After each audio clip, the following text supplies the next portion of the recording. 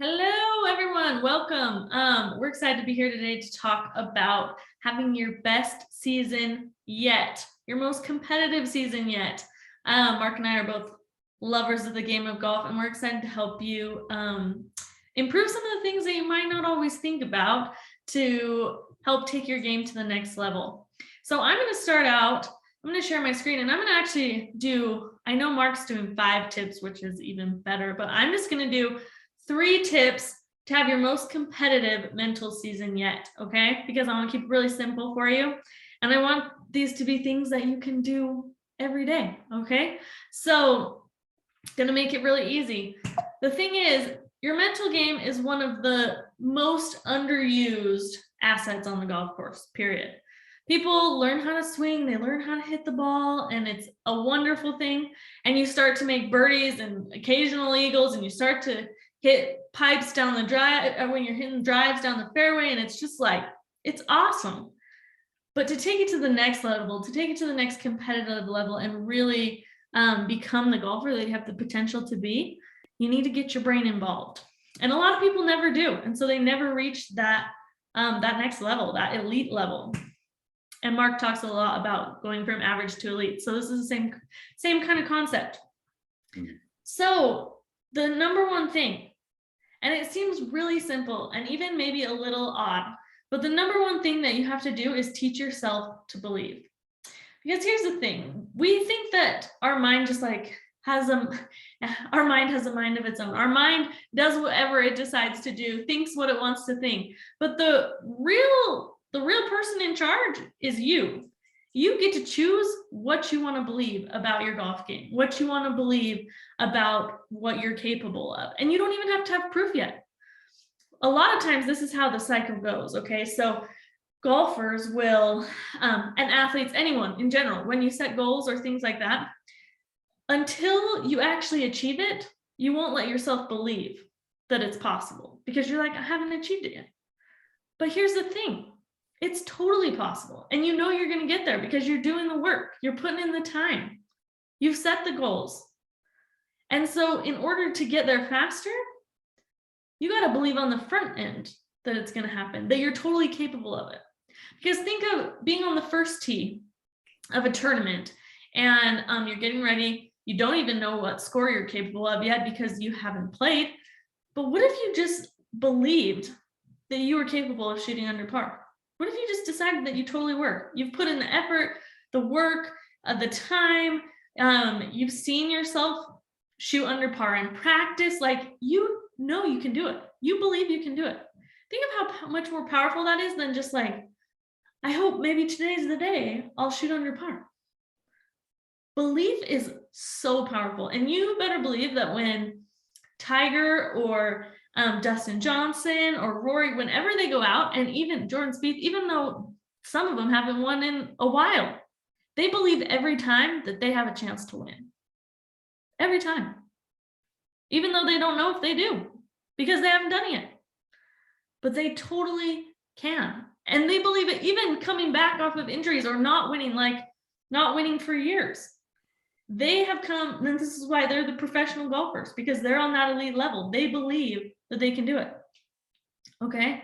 And even if some of you watched Scottie Scheffler during the Masters, I mean, he has no business being as good as he is right now and winning and being at the top of the leaderboard of the world. Like, he doesn't. It's unprecedented. But he just believes. He believed before he did it. He started winning. And he just believed he could keep winning. And look at him. He could have started to believe or doubt himself and not believe, chose not to believe, just to be like, well, I hope I keep winning. Hope I keep playing well.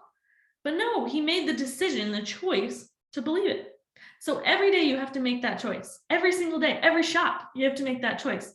Because your brain's going to try and take you to the worst case scenario, the what ifs. Because it doesn't want you to get hurt. But you need to choose, make the choice to believe. It's so powerful, you guys. I promise. Okay, second thing. Do a 7-minute download daily so you can find patterns. Let me explain this. So a download is basically putting all your thoughts and experiences that day on paper. I'd recommend you do it about your golf practice or the round that you played or the tournament, that you competed in. But if you don't play golf that day, do it about something else, because you will start to see patterns in your game and in your life on that will help you to get rid of some of the weaknesses that you have in your game. So for example, a lot of people that I work with, when they double bogey a hole or triple bogey a hole, or they 3-putt, those are like triggers for them. And we found these patterns that those triggers, when they 3-putt, they just start to believe that they can't putt anymore. That's when it like all goes downhill. Or when they have a double bogey or triple bogey, that's when it all goes downhill. But when you start to find those patterns, then we can prepare for them. So, because here's the thing, they're probably going to 3-putt again. And they're probably going to have a double bogey at some point in their career. So what can we do to prepare you? So when that happens, you know that your mind spirals to the, what am I going to do now? I have to birdie. I have to hit a good shot. And those kinds of thoughts, they cause pressure and anxiety. And so when we find those patterns, we can correct those things. We can make your weaknesses become strengths. So when you 3-putt, instead of going to have another bogey or double bogey or triple bogey, we're going to teach you how to have that birdie, or how to par until you can get that birdie, because we'll get your mind in the right spot. But you can't find those patterns if you're not keeping track every day of the things that are happening to you on the golf course, or even in life. Like what happens when you get an answer wrong in a test, or what happens when something gets hard. I mean, those kinds of patterns, they manifest themselves on the golf course as well as in other areas of your life. So even if you don't play golf, 7-minute download, I know you all have phones. Everyone does. And if you don't, then I'm sure you have a kitchen timer. Set it for 7 minutes. 5 is too little, 10 is too much. 7 minutes, okay?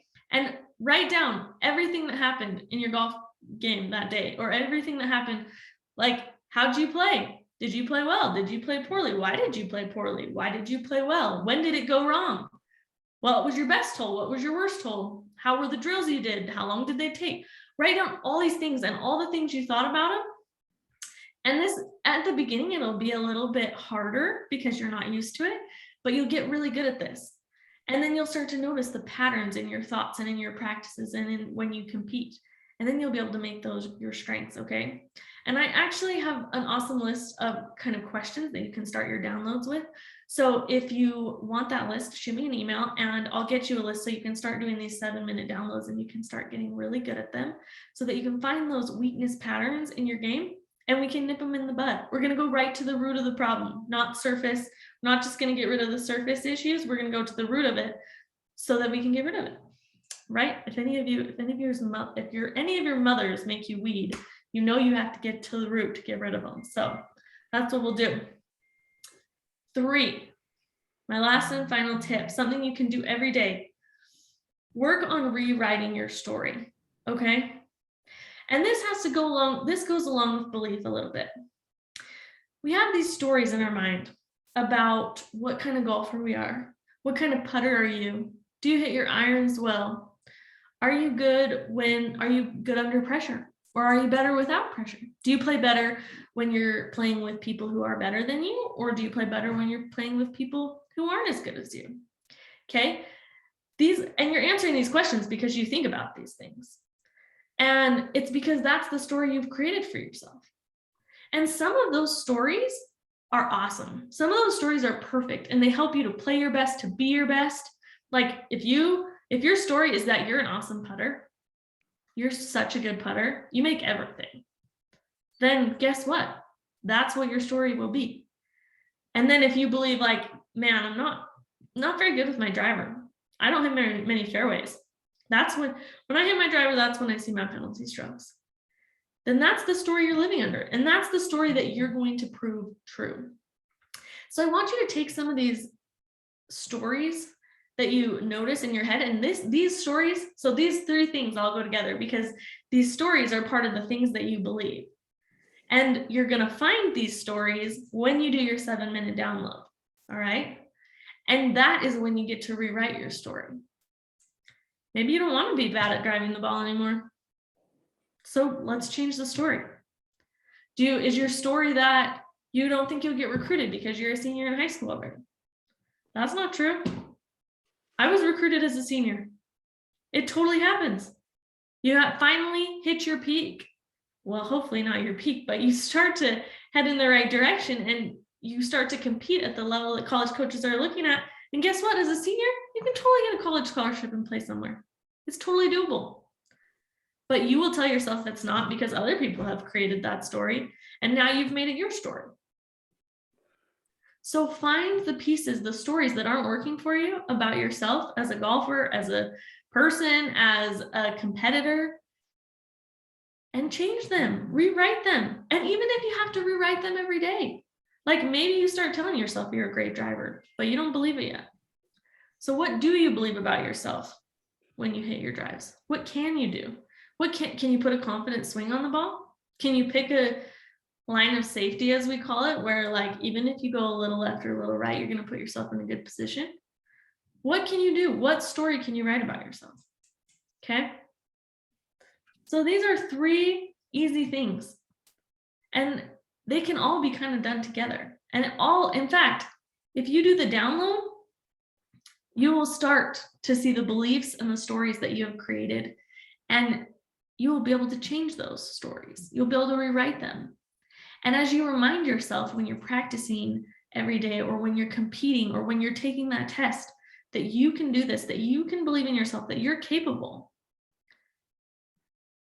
then it's going to be a really powerful season for you.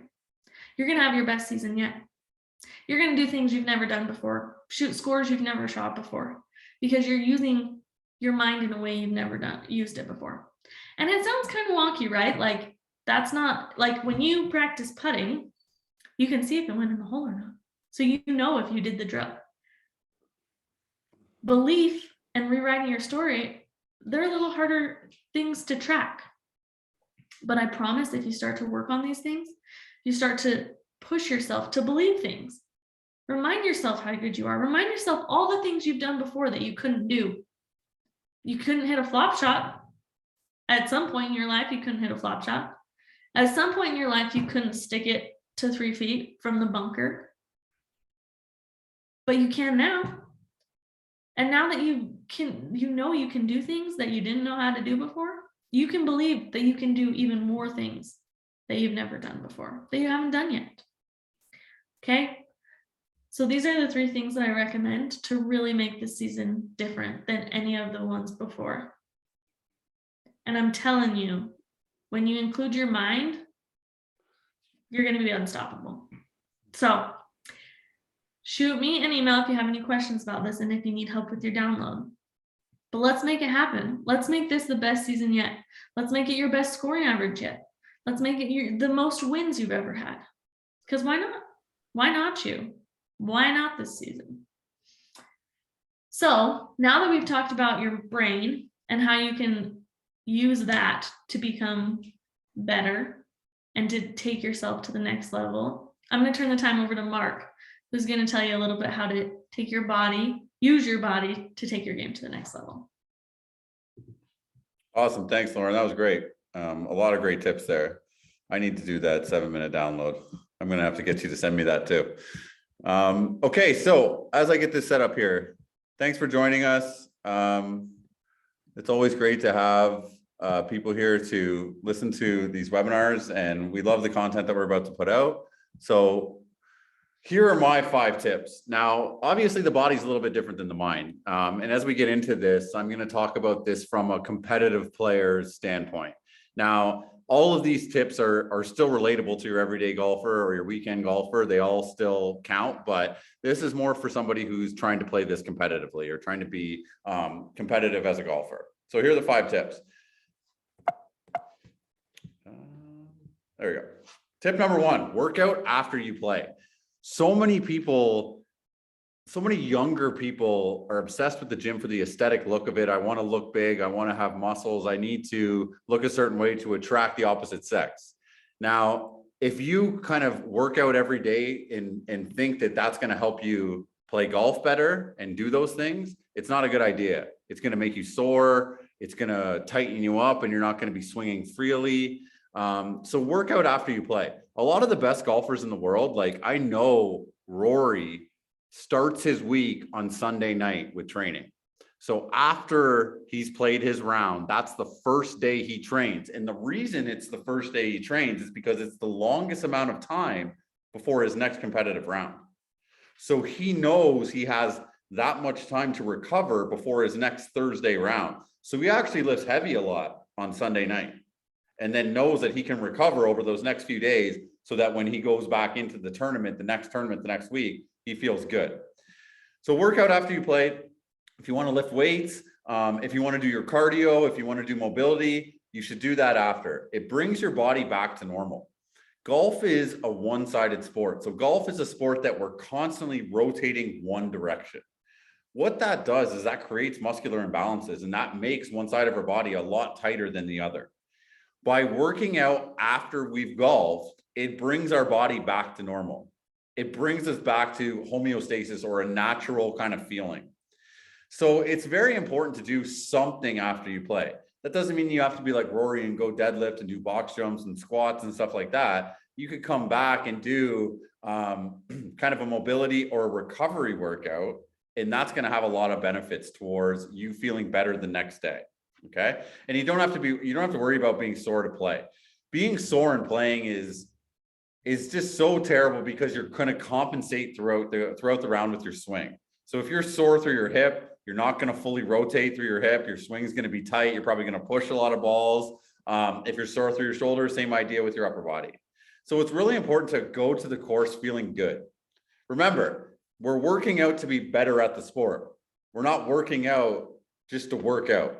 So it's important that we put our priorities in line and we know kind of why we're doing certain things. So first tip, work out after you play. Second tip, recovery workouts. So what is a recovery workout? People think that if I'm going to work out, it's going to stress me. It's going to stress my body. It's going to make me sore. I think you should work out every single day of the week, 7 days a week. Every single person in the world, I believe, should work out 7 days a week. That doesn't mean that every single day you're going as hard as you can. That means that a few times a week, you bring it back, you dial it back, and you do recovery workouts. So recovery workouts are seriously the secret sauce. And this is what keeps you playing for a long time. If you start doing recovery workouts younger, you will last longer into your older years and you'll be able to play at a higher level for a longer time.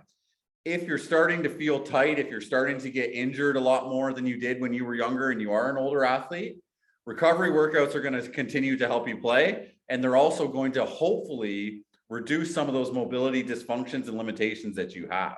And that just happens in everyday life. I mean, from your job, dealing with your kids, from playing other sports, from lifting improperly, which a lot of people unfortunately do.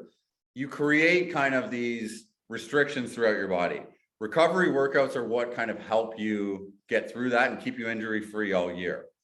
So I'm going to give you an example of what a recovery workout is here quickly. But if anybody wants some recovery workouts, send me an email and I will send you a few different recovery workouts that you can do at home, no equipment.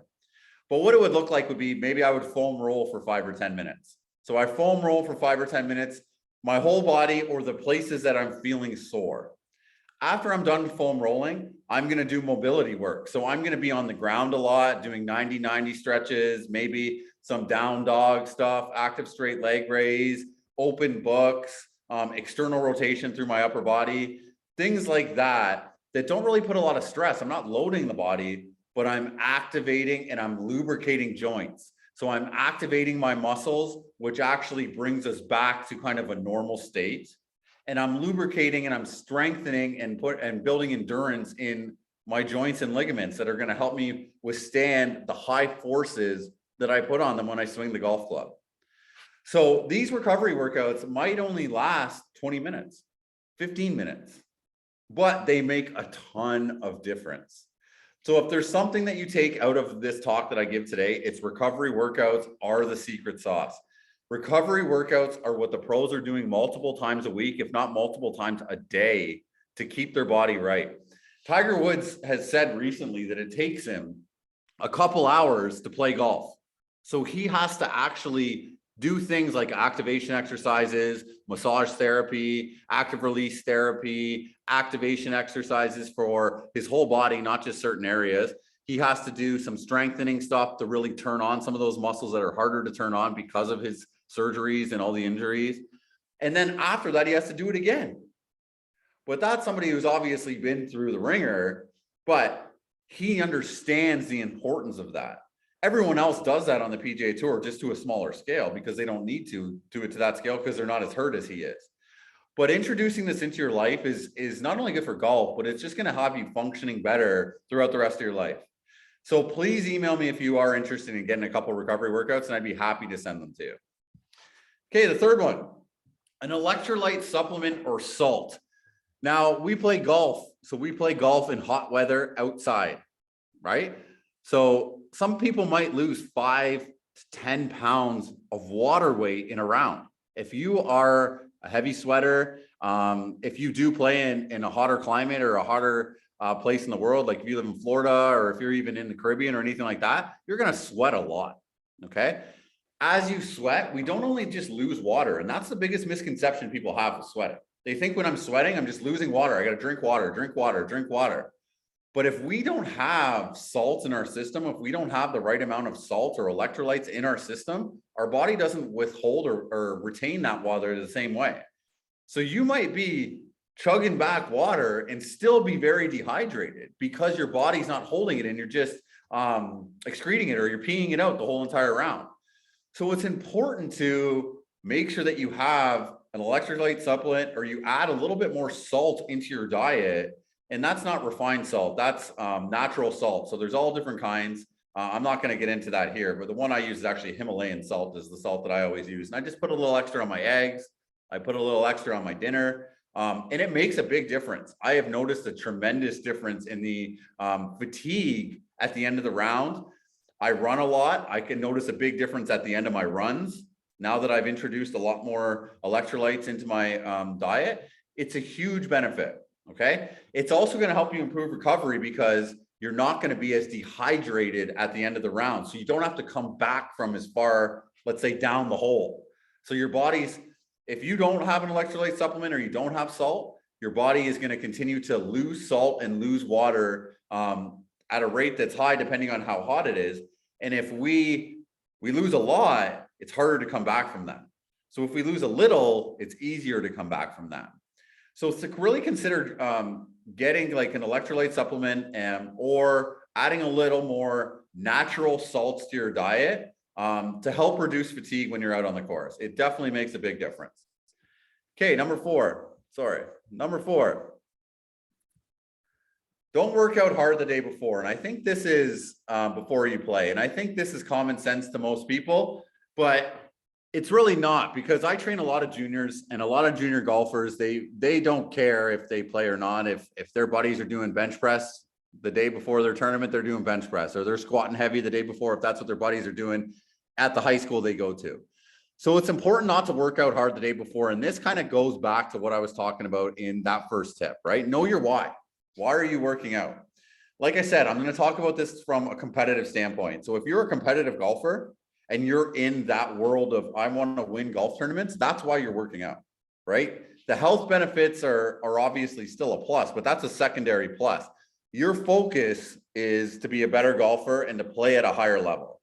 So you're working out to be better at golf. So why would you put yourself in a position to be sore and not be able to move properly and go play? It just doesn't make sense. So don't work out hard before you play. Understand your playing schedule. And this goes back to kind of what I was saying with Rory too. Like, if you know you got a few weeks off, if you know you're not playing a tournament for a few weeks, talk to your coach or talk to the people that you work with. Like, I will go through and we'll change up the program a little bit. So we'll add in a little more volume during certain times. When I know there's down times and I know there's peak times, we reduce that volume.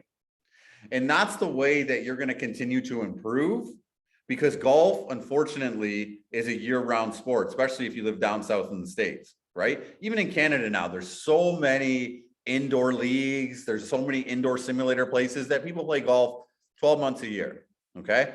So understanding when your peak times are when your low times are, and when you want to be kind of at your best is very important when it comes to somebody like me providing training solutions to somebody like you. So think about that and understand when you can put the pedal down and when you got to put the brake on. Okay, it goes a long way. This usually isn't a problem as we age, but like, so someone like me who has been through the ringer and understands that, and even people who have worked out for years and know the effects of training, aren't really going to do it. But like I said, a lot of juniors, they just love to push it, right? It's like you're just learning what the gym can do for you, and it's almost like your new addiction or obsession. And you got to just kind of hold back a bit. And I mean, I always say this to my athletes: the gym is a marathon, it's not a sprint. You're not going to get a million times better today.